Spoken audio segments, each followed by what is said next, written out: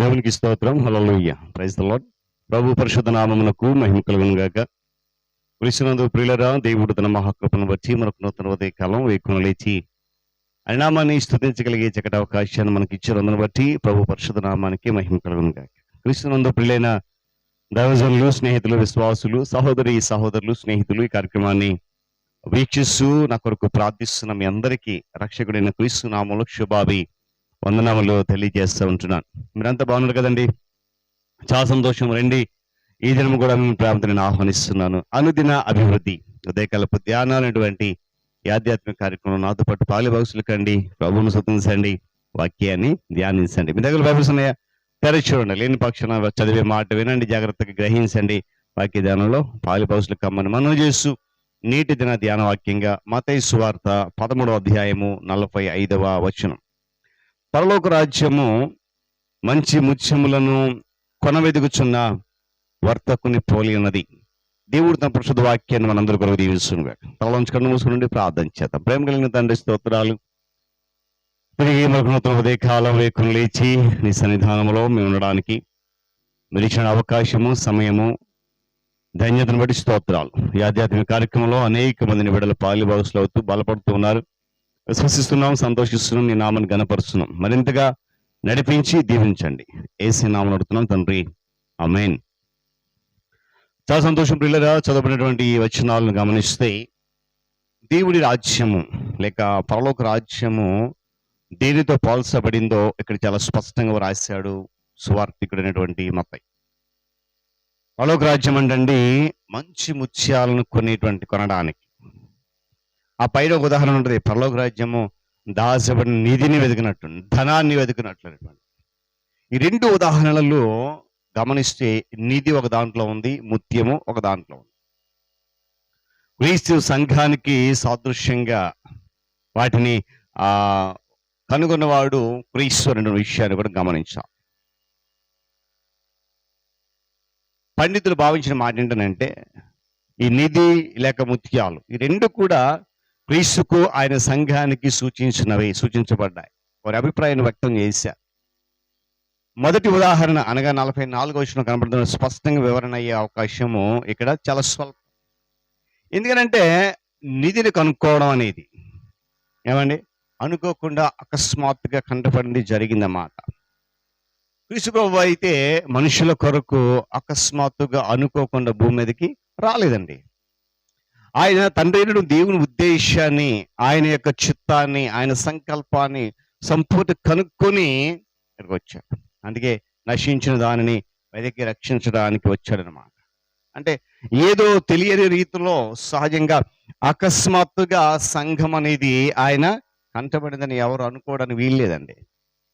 దేవుని అనాది సంకల్పాన్ని బట్టి ప్రభు తన స్వరక్తిపించి సంపాదిస్తాడు సంఘం అనేటువంటి ఆ లేఖనం అనేటువంటి వివరణ చాలా స్పష్టమైనటువంటి విషయాన్ని గమనించాలి. చూడండి, అక్కడ ఒక పొలం అని రాయబడింది.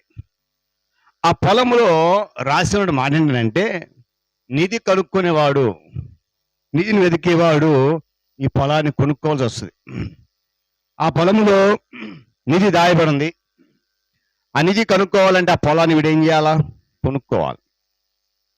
అంటే చూడండి, ఆ పొలం అయితే ఇదివరకే దేవునిది, క్రీస్తుది. విశ్వాసులుగా మనం ఉన్నటువంటి సంఘం అనే పొలము దేవునిది. గమనించాలి. ఇక్కడ పొలము అనేటువంటి మాట వేరే దాన్ని సూచిస్తుంది అన్నమాట.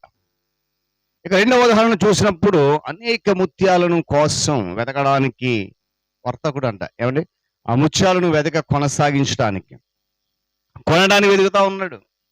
ఎక్కడ దొరికితే ముత్యాలు, ఎక్కడ దొరికితే వజ్రాలు కొనుక్కుందాం వెతుకుతా ఉన్నాడు. అతనిది బహుశా ఆ ముత్యాల వ్యాపారం ఉండదు, వజ్రాల వ్యాపారస్తుడు. గమనించండి, ఉదయకాల సమయంలో ప్రియులారా, క్రీస్తు విషయం అయితే అలా కాదు. ఆయన లోకానికి వచ్చినప్పుడు లేక వచ్చేటప్పుడు తనకేది కావాలో, తనకేది అవసరమో ఆయనకు బాగా ఎరిగిన, బాగా తెలుసుకునే ఈ భూమి మీదకి ఆయన వచ్చాడు. ఒక శ్రేష్టమైన దానిని ఇవ్వడానికి, ఒక శ్రేష్టమైనటువంటి స్థానాన్ని సంపాదించడానికి, ఒక విలువైనటువంటి రాజ్యాన్ని ఏమంటే ఆ రాజ్యంలో ప్రజలను ఉంచడానికి, అంటే తన సంఘం కొరకు ఆయన ఇక్కడికి వచ్చాడు. తన సమయానంతా కూడా మనల్ని రక్షించడానికే వెచ్చించాడు. ఉదయకాల గమనించాలి. దాచబడిన ధనము, నిధి, ముత్యాలు రెండు కూడా బైబిల్ చాలా సాదృశ్యంగా వివరపడ్డాయి.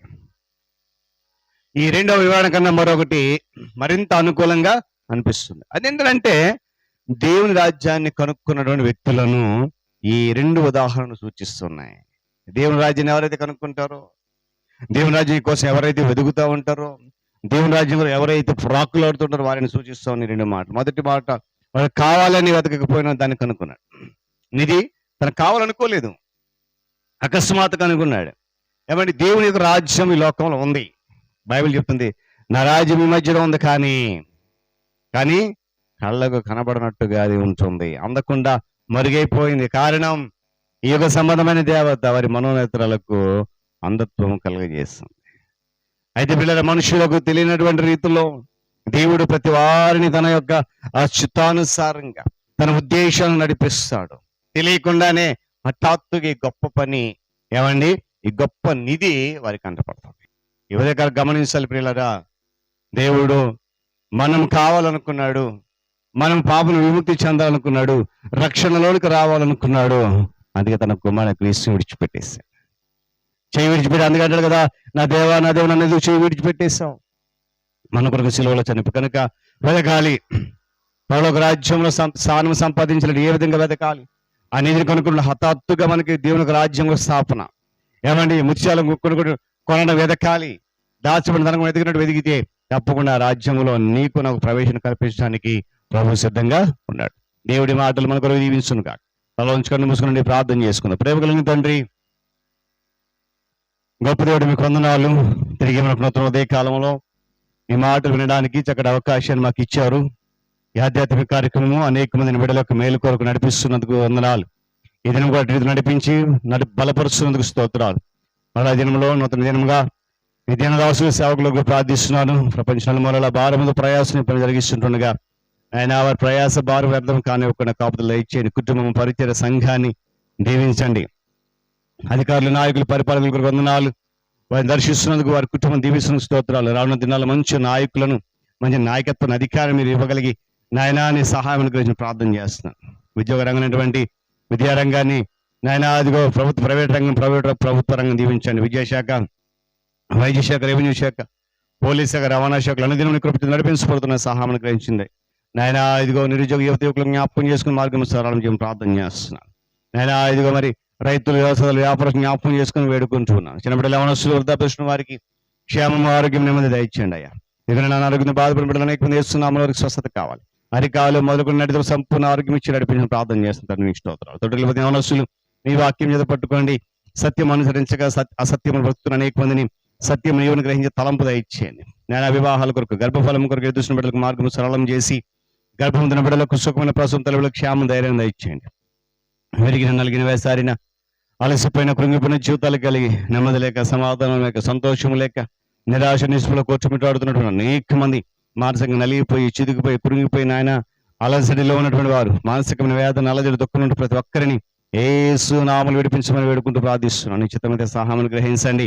శ్రమలు, సమస్యలు, ఇరుగుల ఇబ్బందుల నుండి, కష్టాలు, నష్టాల నుండి, ఆర్థికంగా, మానసికంగా, శారీరక ఇబ్బందుల నుండి, కన్నీటి, దుఃఖం, వ్యాధి నుండి యేసు నామములో విడుదల కలిగించమని ప్రార్థన చేస్తుంది. దేవుని స్తోత్రం. నీ సన్నిధి కాంతి వారితో ఉంచండి. నీ కృపలో వారిని భద్రపరచండి. మీకు వందనాలు చెల్లిస్తున్నాం. ఇది నాయన పరీక్షలు రాసిన బిడ్డలందరికీ చక్కటి ఫలితాలు ఇచ్చారు. ఇవన్నీ దినాన నీట్ ఎగ్జామ్ బిడ్డలు రాశారు. రాను దినాల మంచి ఫలితం వారికి ఇవ్వండి. డిఎస్సి కొరకు సిద్ధపడిన బిడ్డలు జ్ఞానమును, జ్ఞాపక శక్తిని, మార్గము సరళం చేయండి. ఈ దిన ప్రయాణం కొరకు వందనాలు. ఈ దిన దాసులు ఎక్కడికి వెళ్ళబోతున్న వారితో మీరు ఉండండి. రైతులు, వ్యవసాయాలు, వ్యాపారస్తులు, ఆయరకల పని పట్లకు, ఆయరకల కూలి పనులకు, ఆయరకల ఉద్యోగ బాధ్యత నిర్వర్తించడానికి వెళ్తున్న వారు, బంధువుల గృహాలు, స్నేహితుల గృహాలు, రకరకాల శుభకార్యాలు, రకరకాల విహారయాత్రలు, ఆయన బంధువులు, ఆయన అదేవిధంగా మరి నా తండ్రి మరి పాఠశాల, అదేవిధంగా ఆయన కాలేజ్, ఇంకా ఏవైతే ప్రయాణాలు ఉన్నాయో వాటన్నింటిలో వారి వాహనాలలో స్వాధీనం క్షేమంగా గమ్యం చేస్తున్న ప్రార్థన చేస్తాను. మీ సన్నిధి వారితో ఉంచండి.